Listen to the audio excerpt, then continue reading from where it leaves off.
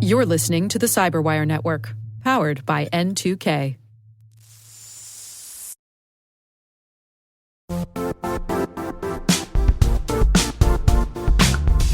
Most security conferences talk about Zero Trust.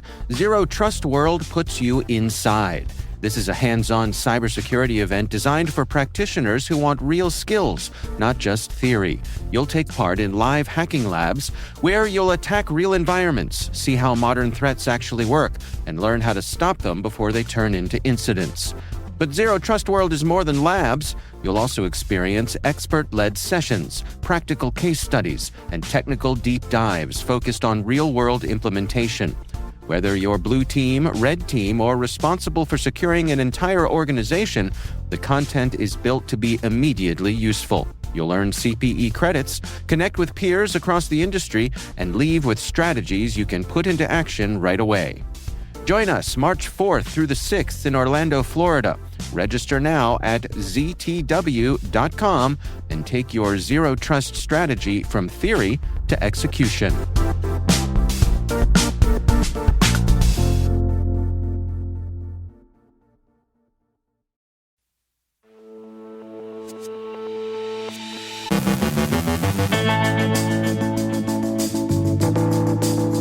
French police raid X's Paris offices. The feds take over $400 million from a dark web cryptocurrency mixer. The NSA says Zero Trust goes beyond authentication. Researchers warn of a multi-stage phishing campaign targeting Dropbox credentials. A new GlassWorn campaign targets macOS developers. Critical zero-day vulnerabilities in Ivanti Endpoint Manager Mobile are under active exploitation. Researchers disclose a major data exposure in Moltbook, a social network built for AI agents. States bridge the gap in election security. Nitrogen ransomware has a fatal flaw that permanently destroys data. On today's Threat Vector segment, David Moulton speaks with Aaron Isaacson, AI research and engineering lead at Palo Alto Networks. And supersize your passwords. You want fries with that?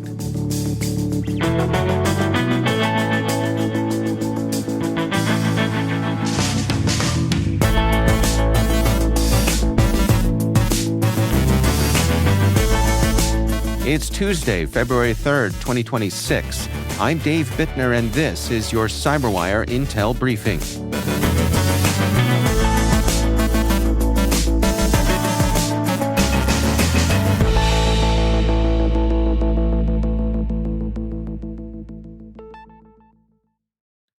Thanks for joining us here today. It's great, as always, to have you with us.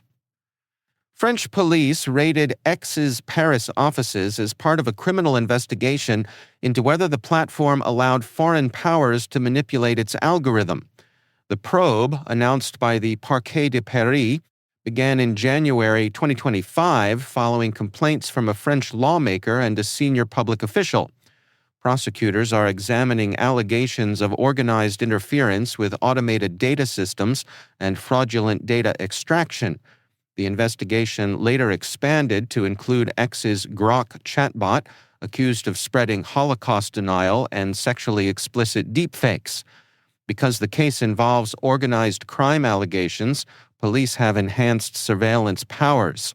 Authorities have summoned Elon Musk and former CEO Linda Vaccarino for voluntary interviews in April of this year.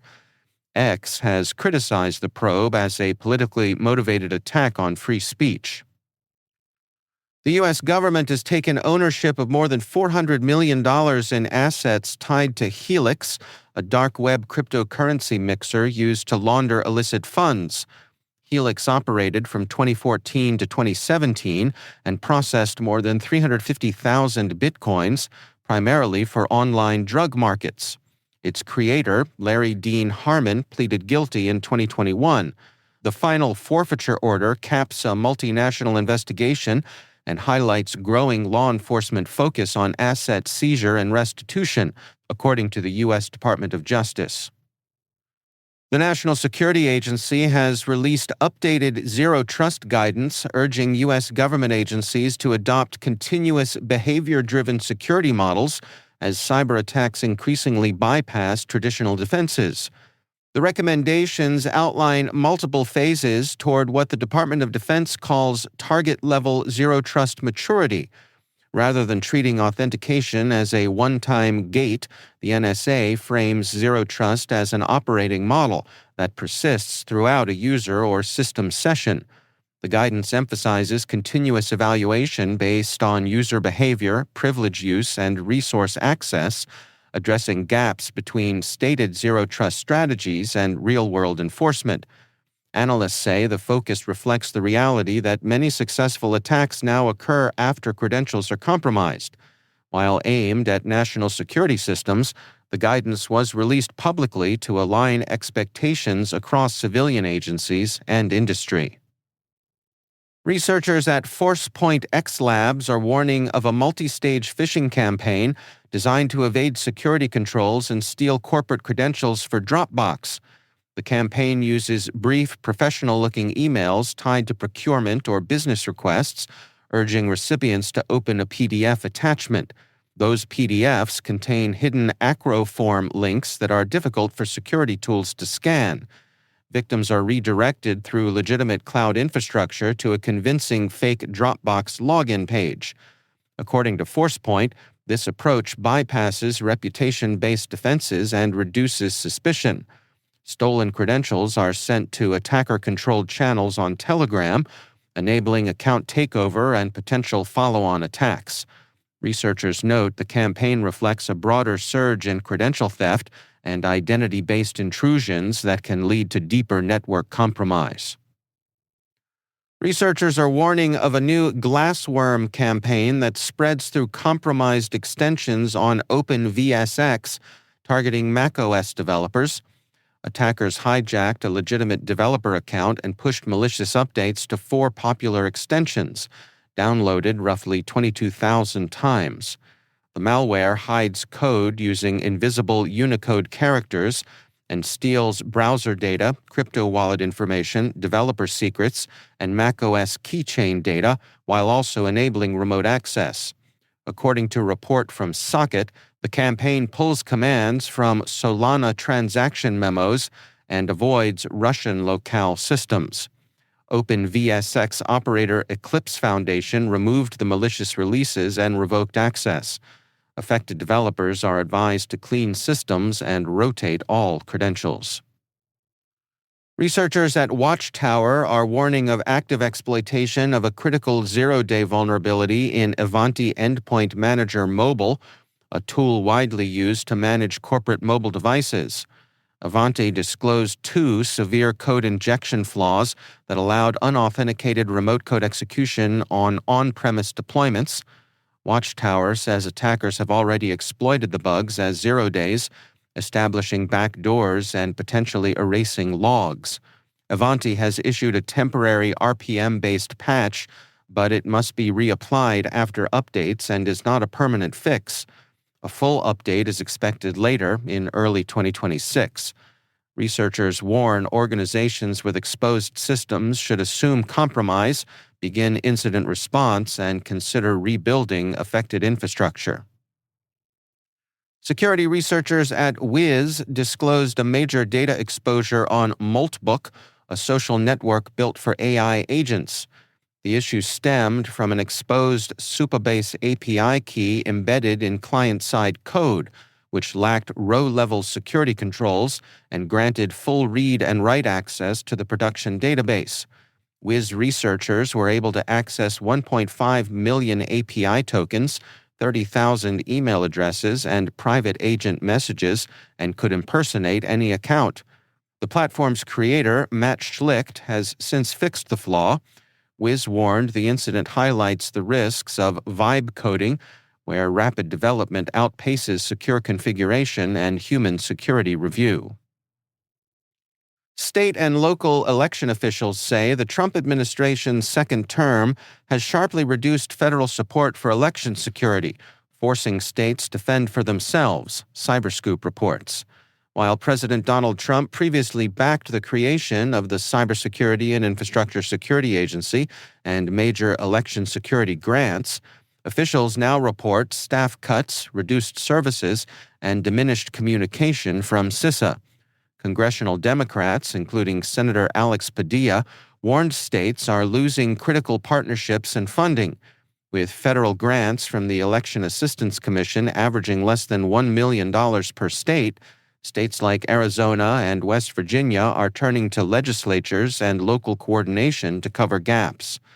Officials such as Adrian Fontes dispute White House claims that federal support remains unchanged, saying election security assistance has clearly declined. Researchers say nitrogen ransomware's ESXi variant contains a fatal cryptographic flaw that permanently destroys data, even for the attackers themselves. The malware is derived from leaked Conti 2 builder code and uses public key cryptography to encrypt files. However, a coding error overwrites 4 bytes of the per-file public key in memory before encryption. As a result, files are encrypted using a corrupted public key that has no corresponding private key. This breaks the normal key exchange process and makes decryption mathematically impossible. Paying a ransom will not help, since the attacker's decryption tools cannot recover the data either. Victims without reliable backups have no recovery path. Analysts warn organizations hit by nitrogen on ESXi systems to carefully assess encrypted files alongside the specific malware sample, as recovery outcomes depend entirely on whether backups exist.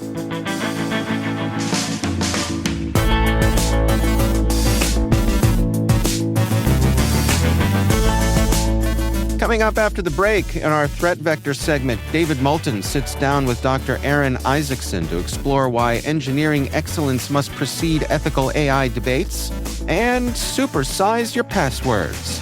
You want fries with that? Stick around.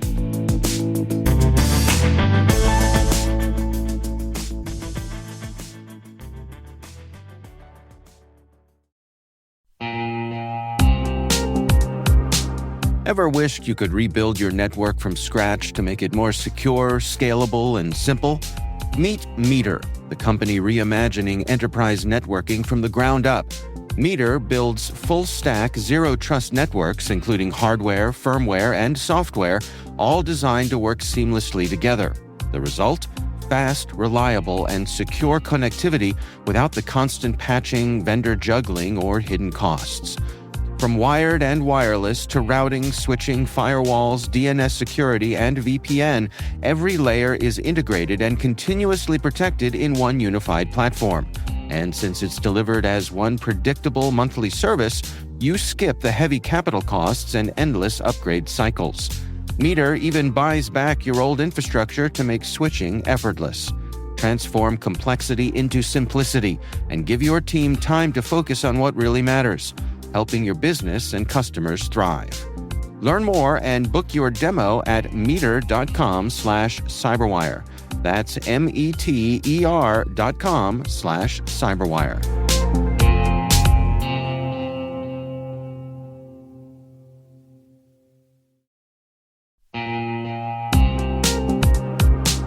If securing your network feels harder than it should be, you're not imagining it.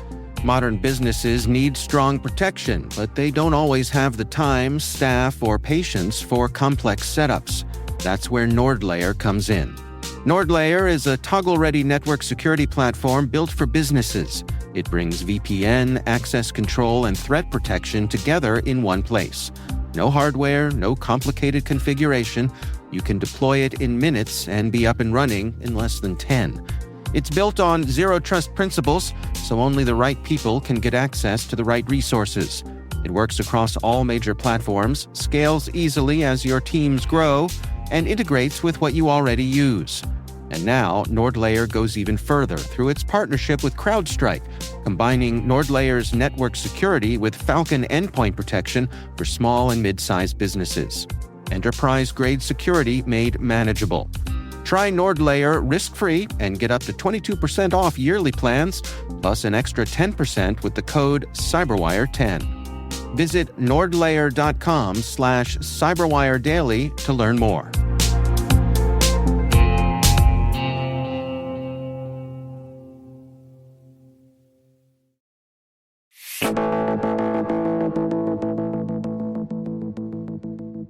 On our latest segment from the Threat Vector podcast, host David Moulton sits down with Dr. Aaron Isaacson to explore why engineering excellence must precede ethical AI debates.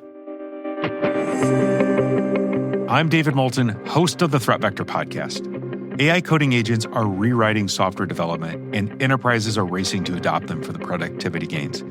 But a dangerous trend is emerging called vibe coding, where organizations remove humans from the loop entirely and let AI write, test, and deploy code with no oversight. What you're about to hear is a snapshot from my conversation with Aaron Isaacson, Vice President of AI Research and Engineering at Palo Alto Networks. He told me enterprises cannot blindly trust AI. It will not write secure code on its own. We talked about what secure AI coding actually looks like, why sandbox environments are a non-negotiable, and how the role of a software engineer is shifting from writing code to managing AI teams. Organizations are already deploying these tools, often faster than security teams can assess the risk.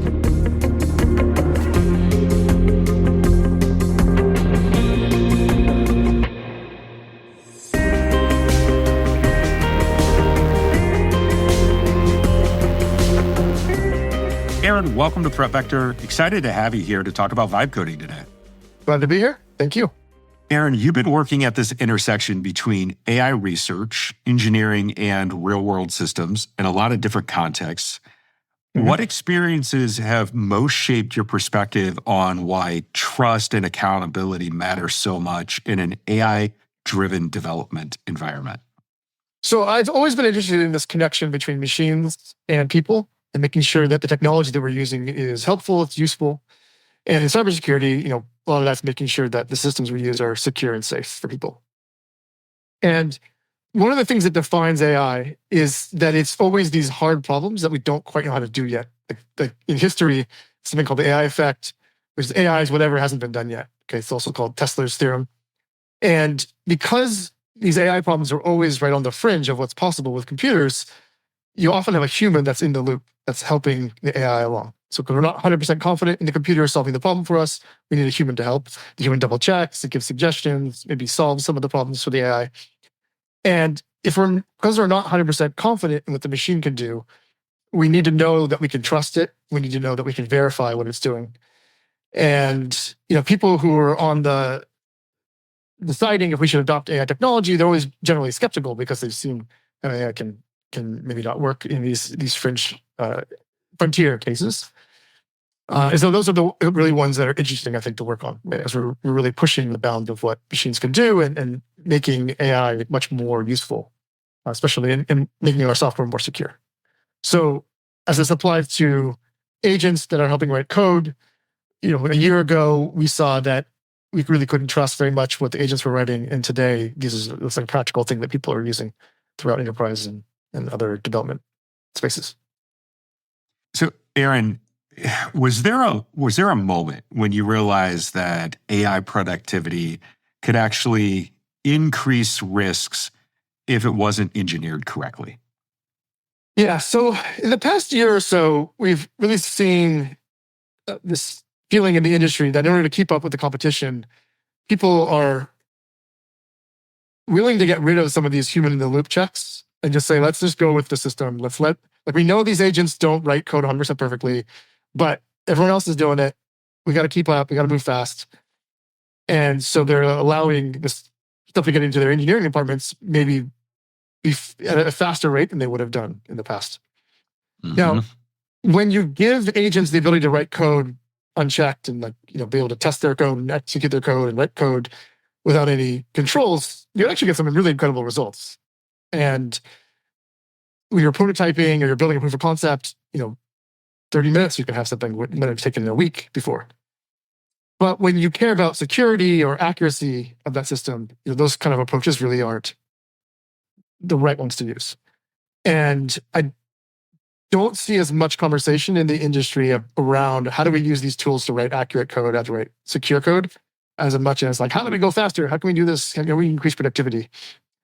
And so that was part of what makes this so interesting to me, is there's a major fundamental shift in how we write code, yet people kind of know that it makes mistakes and can introduce vulnerabilities, and yet it's still being adopted.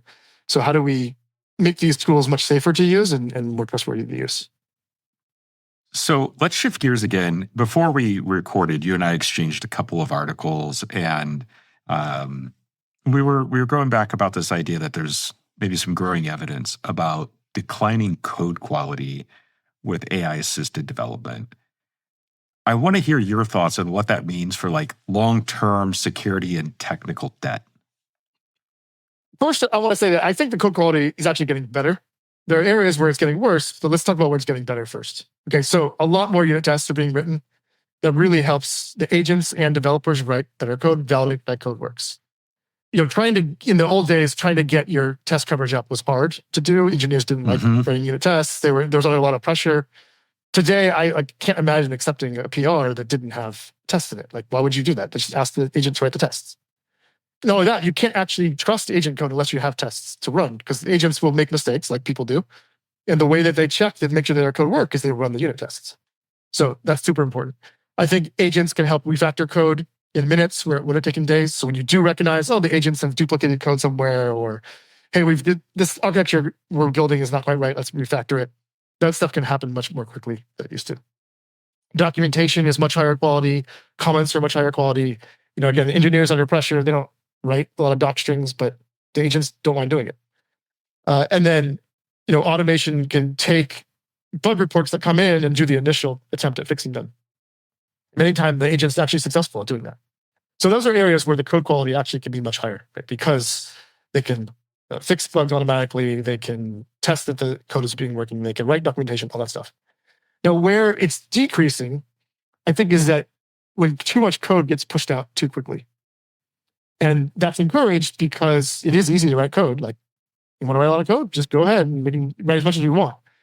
And even if that code is better quality code, because there's so much more of it, I think the absolute number of issues can be higher today because you're just getting more features being built.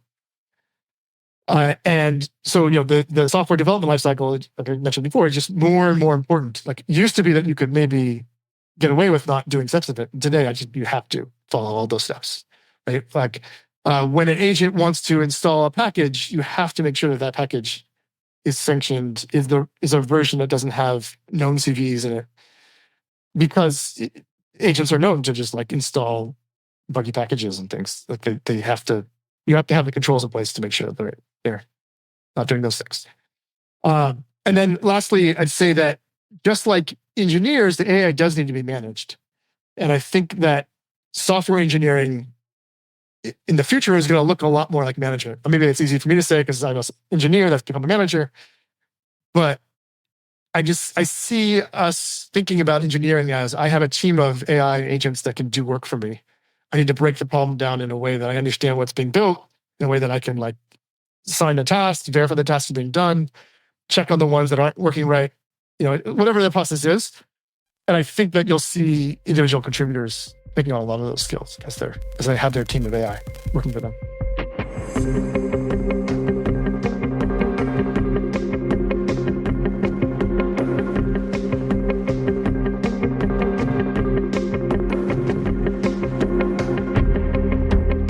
If this got your attention, don't wait.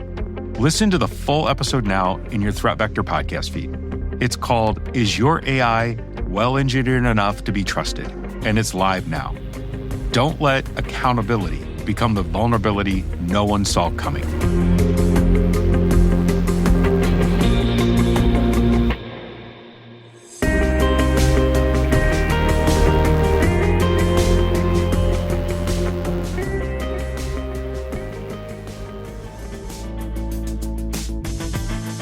Be sure to check out the Complete Threat Vector podcast wherever you get your favorite shows.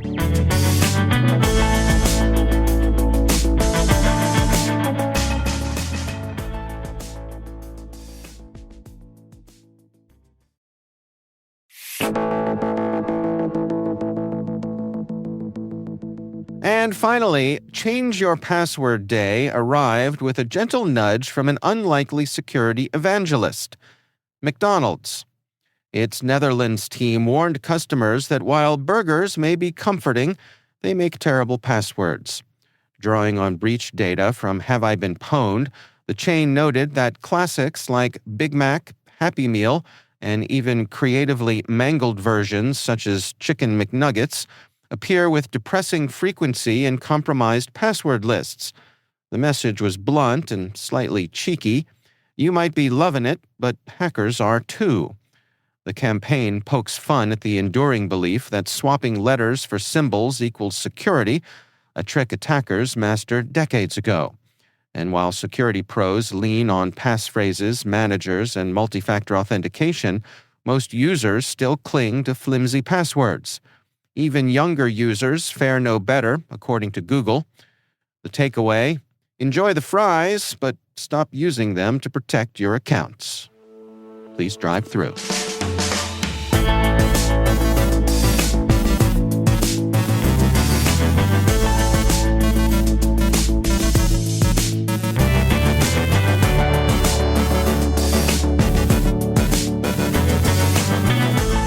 And that's the Cyberwire.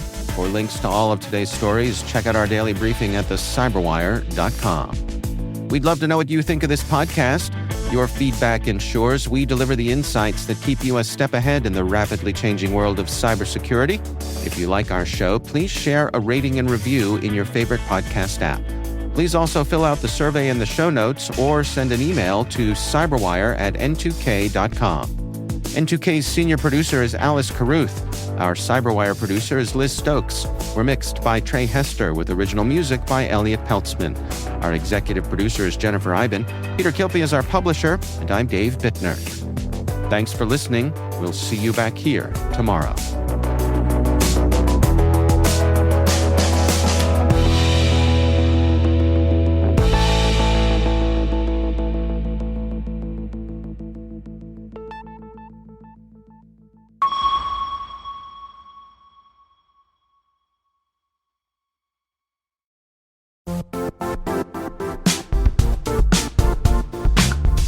If you only attend one cybersecurity conference this year, make it RSAC 2026. It's happening March 23rd through the 26th in San Francisco, bringing together the global security community for 4 days of expert insights, hands-on learning, and real innovation. I'll say this plainly, I never miss this conference. The ideas and conversations stay with me all year. Join thousands of practitioners and leaders tackling today's toughest challenges and shaping what comes next. Register today at rsaconference.com/cyberwire26. I'll see you in San Francisco.